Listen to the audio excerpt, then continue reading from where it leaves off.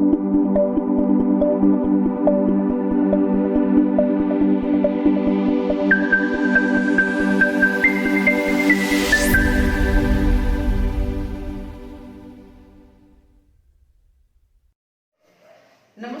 आपके अपने YouTube channel सृजल academy में आपका फिर एक बार हार्दिक स्वागत है।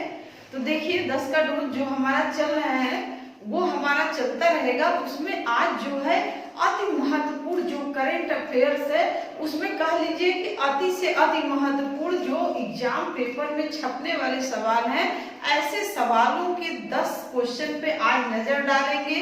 तो जो पहला क्वेश्चन आज का हमारा बन रहा है तो वो हमारा बन क्या रहा है, वर्तमान में महालेखा परीक्षक कौन है। तो वर्तमान में देखिए क्यों ये महत्वपूर्ण बन रहा है, क्योंकि इनकी नियुक्ति अभी हाल में ही की गई है। जब कोई नियुक्ति हाल में की जाती है और उसके चेंज होते हैं तो जाहिर सी बात है बच्चों से वो सवाल पूछ लिया जाता है पेपर में। तो महालेखा परीक्षक कौन है, तो गिरीश चंद्र मुर्मू है। कौन है, गिरीश चंद्र मुर्मू महालेखा परीक्षक हैं। तो अगर इसमें क्वेश्चन आपको पूछेगा कि इससे पहले जो गिरीश चंद्र मुर्मू थे वो कहाँ के, यानी क्वेश्चन इस तरह पूछेगा जम्मू कश्मीर के प्रथम उपराज्यपाल कौन थे, तो कौन थे, गिरीश चंद्र मुर्मू थे। उन्हें वर्तमान में लोक लेखा परीक्षक के लिए नियुक्त कर दिया गया है। लोक लेखा परीक्षक के पद पर नियुक्ति मिली है किसे, गिरीश चंद्र मुर्मू। तो ये क्वेश्चन को आप लोग रट डालिए। अगर यहाँ से देखिए क्वेश्चन पूछेगा गिरीश चंद्र मुर्मू किस नंबर के लोक महालेखा परीक्षक है, किस नंबर के परीक्षक हैं, तो 14वें नंबर के ये लोक लेखा महालेखा परीक्षक है। किस नंबर के, 14वें नंबर के महालेखा परीक्षक है। क्वेश्चन पूछता है महालेखा परीक्षक को लोक लेखा समिति की आंख और कान के नाम से जाना जाता है। मतलब किसे लोक लेखा समिति के आंख, कान या मार्गदर्शन के रूप में जाना जाता है, तो किसे जाना जाता है, महालेखा परीक्षक को। या संचित निधि का जो है संरक्षक किसे कहा जाता है, तो उसे किसे कहा जाता है, लोक लेखा परीक्षक को, महालेखा परीक्षक। तो बहुत सारे क्वेश्चन जो है महालेखा परीक्षक से बनते हैं, इसलिए ये क्वेश्चन मोस्ट इम्पॉर्टेंट हो जाता है। तो आप इस क्वेश्चन पे स्टार्ट लगा सकते हैं। आने वाले एग्जाम में ये क्वेश्चन आपके एग्जाम पेपर में होगा। देखिए नेक्स्ट जो हमारा क्वेश्चन है, वर्तमान में महान्यायवादी कौन है। तो बहुत इंपॉर्टेंट क्वेश्चन है, वर्तमान में महान्यायवादी कौन है। तो आप लोग सोचेंगे ये क्वेश्चन तो हम लोग जानते हैं के वेणुगोपाल जो है इससे पहले भी महान्यायवादी पद पे थे, 2017 से ही थे। तो 2017 से थे, लेकिन 30 जून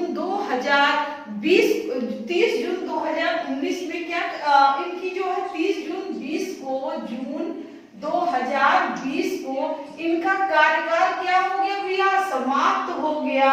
इनके कार्यकाल को 1 वर्ष के लिए बढ़ाया गया। 1 वर्ष के लिए इनके कार्यकाल में वृद्धि की गई है।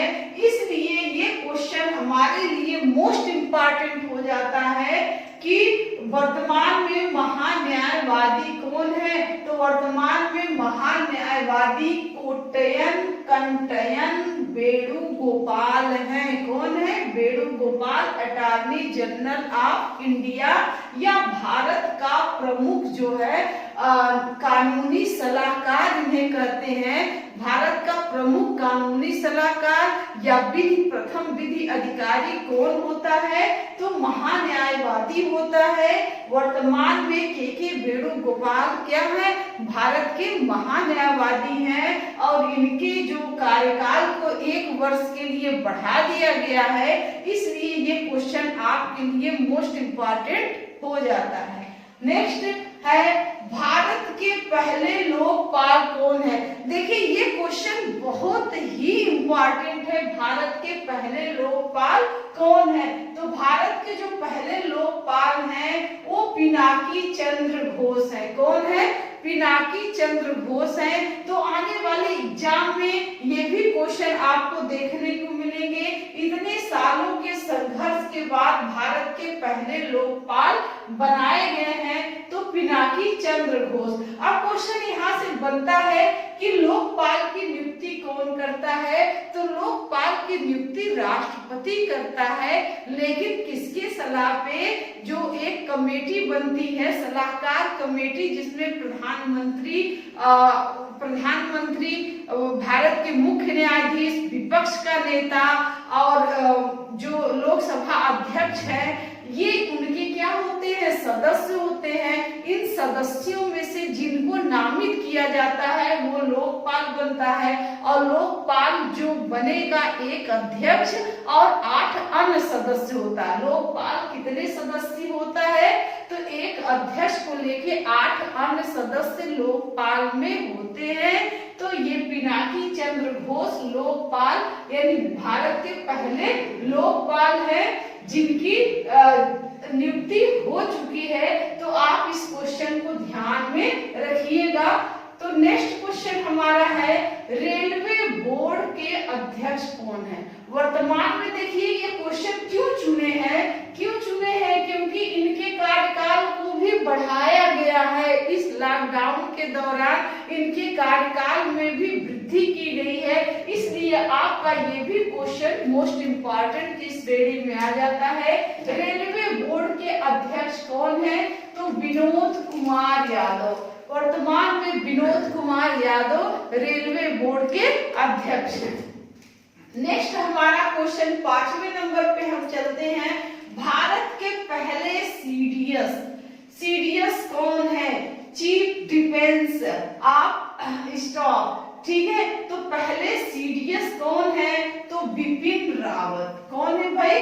बिपिन रावत। तीनों सेनाओं के जो प्रमुख होंगे, तीनों सेनाओं के प्रमुख जो है वो बिपिन रावत हैं। ये भारत के पहले वर्दीधारी कौन है? वर्दीधारक सैन्य सलाहकार। वर्दीधारक सैन्य सलाहकार होंगे कौन? बिपिन रावत, जिनकी नियुक्ति 1 जनवरी 2020 को की गई। ये पद भारत में नए पद के रूप में सृजित किया गया है, जो सीडीएस है, staff defence, chief staff of defence. ये भारत में नया पद बनाया गया है, और जिनके अध्यक्ष कौन है? बिपिन रावत है। तो इसको याद रखिएगा, भारत के प्रथम डिफेंस कौन है? सीडीएस कौन है? बिपिन रावत। नेक्स्ट क्वेश्चन हमारा है क्वेश्चन नंबर 6, आरबीआई के अध्यक्ष कौन है? देखिए ये बहुत इंपॉर्टेंट क्वेश्चन बनता है आपके। शक्तिकांत दास। कौन है? शक्तिकांत दास। अब आप सोचेंगे आरबीआई के लिए इतना जो है हम लोग पहले से जान रहे हैं आरबीआई के अध्यक्ष कौन है? तो आरबीआई के अध्यक्ष शक्तिकांत दास है। या तो देखिए डायरेक्ट क्वेश्चन पूछेगा आरबीआई के अध्यक्ष कौन है, या तो पूछेगा आरबीआई के अध्यक्ष की नियुक्ति कौन करता है। देखिए आरबीआई के अध्यक्ष की नियुक्ति कौन करता है? तो कौन करता है? प्रधानमंत्री करता है। कौन करता है भाई? प्रधानमंत्री करता है। तो इसलिए यह क्वेश्चन इंपॉर्टेंट हो जाता है कि आरबीआई के जो अध्यक्ष होंगे उनकी नियुक्ति कौन करता है? यानी प्रधानमंत्री करता है। और वर्तमान में कौन इसके अध्यक्ष है? शक्तिकांत दास है। तो आरबीआई की स्थापना कब हुई थी? तो 1 अप्रैल 1935 में। 1 अप्रैल 1935 में आरबीआई की स्थापना हुई थी। इसका मुख्यालय कहाँ है? तो इसका मुख्यालय मुंबई में है। तो आप इसको भी ध्यान रखिएगा। जो शक्तिकांत दास हैं वो किस नंबर के जो आरबीआई अध्यक्ष हैं? तो शक्तिकांत दास जो है 25वें नंबर के 25th नंबर के हमारे 25वें नंबर के आरबीआई के अध्यक्ष है। यदि पूछता है कि प्रथम कौन थे? तो ओसबोर्न थे। 1935 में जब हमारा आरबीआई की स्थापना हुई थी तो सेम ओस वर्ण जो थे उन्हें जो है आरबीआई का अध्यक्ष बनाया गया था और वर्तमान में जो है शक्तिकांत दास हैं जो 25वें नंबर के हमारे अध्यक्ष हैं। नेक्स्ट हमारा जो क्वेश्चन है, वर्तमान में वित्त सचिव कौन है? देखिए ये भी नियुक्ति नया किया गया है तो इस लिहाज से आपको ध्यान में रखना है वर्तमान में वित्त सचिव कौन है। तो वित्त सचिव कौन है? अजय भूषण पांडे। वर्तमान में वित्त सचिव कौन है? अजय भूषण पांडे। इनकी नियुक्ति 2 साल के लिए किया जाता है, 2 इयर्स के लिए 2 साल इनका कार्यकाल होता है। अजय भूषण पांडे वर्तमान में वित्त सचिव है। क्वेश्चन पूछता है 1 रुपए के नोट पर, 1 रुपए के नोट पर किसका हस्ताक्षर होता है? तो किसका हस्ताक्षर होता है?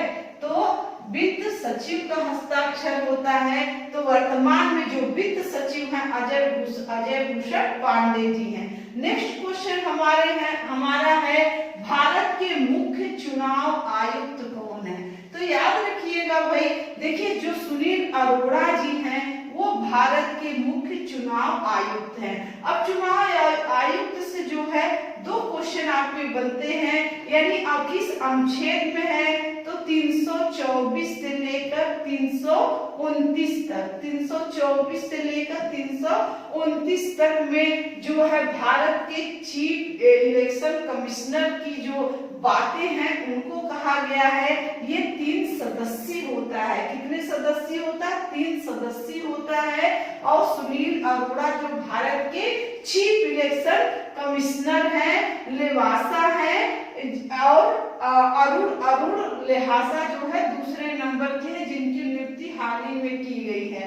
तो ये आपके लिए इम्पोर्टेंट क्वेश्चन हो जाता है क्योंकि बिहार चुनाव अभी है, बिहार चुनाव हो रहा है, आज वोटिंग है, तो इसलिए इनके जो है इनका पूछ सकता है आपका क्वेश्चन जो है इनसे बन सकता है कि भारत के चीफ कमिश्नर कौन है। तो आप याद रखिएगा सुनील अरोड़ा जी भारत के मुख्य चीफ कमिश्नर हैं या चीफ कमिश्नर आयुक्त कौन है। तो इस तरह से क्वेश्चन आपके पूछ सकते हैं। अब देखिए नेक्स्ट क्वेश्चन हमारा बन रहा है सीआरपीएफ के महानिर्देशक किसे नियुक्त किया गया? सीआरपीएफ के महानिर्देशक पीएस रानी पसे। कौन है? पीएस रानी पसे। पीएस रानी पसे। अगर क्वेश्चन पूछेगा सीआरपीएफ का फुल फॉर्म क्या होता है? तो सेंट्रल रिजर्व पुलिस फोर्स होता है और वर्तमान में इसके महानिर्देशक पद पर किसे नियुक्त किया गया है?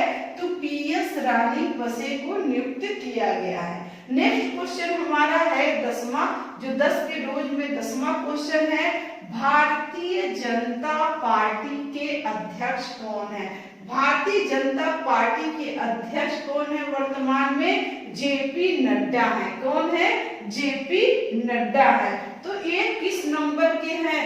तो 11वें नंबर के ये अध्यक्ष हैं बीजेपी के। भारतीय जनता पार्टी जो वर्तमान में सबसे बड़ी पार्टी बन के उभरी है, इनके जो अध्यक्ष हैं, इससे पहले जो 10वें अध्यक्ष थे वो अमित शाह थे।